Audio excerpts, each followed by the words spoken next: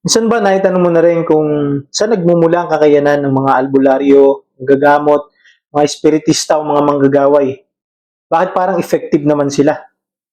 Bakit kung hindi sa Diyos galing ang kanilang kakayanan, bakit may mga gumagaling? At bakit nila kayang magpalayas daw ng demonyo? Ano nga ba ang katotohanan tungkol sa bagay na ito? Marami kasing Pilipino ang lumaki sa ganitong klase ng kultura, sa mga manggagamot, mga albularyo, mga tawas, anting-anting.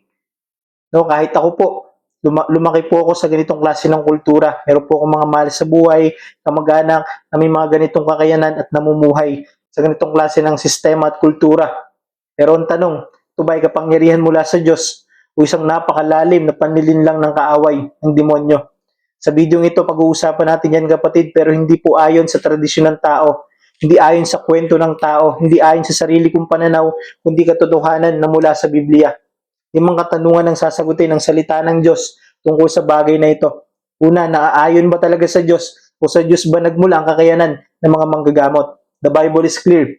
God never gives power for practices He Himself forbids.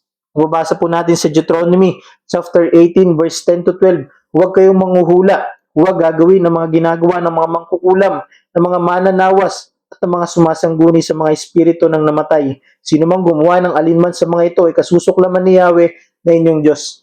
Malinaw kapatid, may pinagbabawal ng Diyos ang gawain, imposibleng siya ang nagbibigay ng kapangyarihan sa mga gumagawa nito. Hindi mo pwedeng sabihin galing sa Diyos ang kakayanan kung siya mismo nagsabing bawal ito. Pangalawa, bakit mukhang effective naman? Bakit may mga gumagaling? Because the Bible says sa 2 Thessalonians chapter 2 verse 9, Satan works with power, signs, and lying wonders. At sa 2 Corinthians chapter 11 verse 14, Satan disguised himself as an angel of light. Kapatid, hindi lahat ng gumagaling ay tunay na gumagaling. Hindi lahat ng milagro ay mula sa Diyos.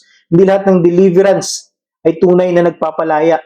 Minsan ang demonyo nagpasakit ay siya rin ang aalis para magmukhang milagro. Pero ang kapalit nun ay mas malalim na bondage sa ating spiritual, sa ating kaluluwa. That's deception. Pangatlo, ano naman ang ibig sabihin ni Jesus sa sinabi niya sa mga pariseo na paano maghahari si Satanas kung kakalabadin din niya ang kapwa niya demonyo? Tama naman kapatid, pero mali lang ang intindi ng iba. Mababasa natin sa Matthew chapter 12 verse 24 to 29, sinabi ng pariseo, si Jesus ay nagpapalayas ng demonyo sa pamamagitan ni Beelzebul. Beelzebul is other name of Satan. Ang sagot dito ni Jesus sa Matthew chapter 12 verse 26, kahit kung si Satanas ay nagpapalayas kay Satanas, pinapakalaban niya ang kanyang sarili. Kung gayon, paano pa niya mapapanatili ang kanyang kaharian? Meaning, Satan will never drive out demons in a way that defeats his own kingdom. Pero pwede niyang gayahin ng deliverance. Pwede siyang magpanggap. Pwede siyang gumawa ng fake casting out para iligaw ang tao sa maling source. Hindi ito tunay na paglaya, kundi isang paraan ni Satanas upang mas malinlang niya ang mga tao. Ang apat, totoo bang kasalanan ng occult healing? Yes po. Dahil malinaw. Sa Galatians chapter 5 verse 20, sabi dito, sorcery is a work of the flesh. Ganon din sa Revelations 21 verse 8, sorcerers will not inherit the kingdom of God. At sa Acts chapter 19 verse 19, Christians burned their occult items o yung mga gamit pangkulam at mga aklat. Pag sinabing kasalanan, hindi ito neutral, hindi alternative healing, hindi rin tradisyon ng ninuno o ng pamilya mo. Ito ay direktang pagsuway sa Diyos at pakikipag-ugnayan sa spiritual forces of darkness kay Satanas. Dahil dalawa lamang ang pinagmumula ng kapangyarihan, from God or from Satan. Wala nang iba. Kung hindi sa Diyos, kay Satanas yan, sa demonyo yan.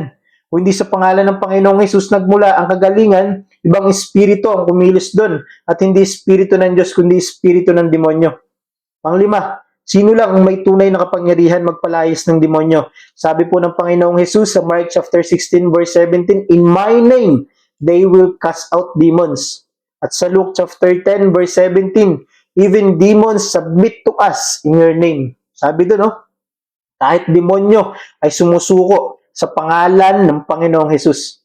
Hindi sa orasyon, hindi sa mga Latin words, hindi sa mga anting-anting, tawas, kandila, usok, ritual, o hindi sa mga manggagamot o healers. Because only one name destroys darkness, and that is the name of our Lord Jesus Christ.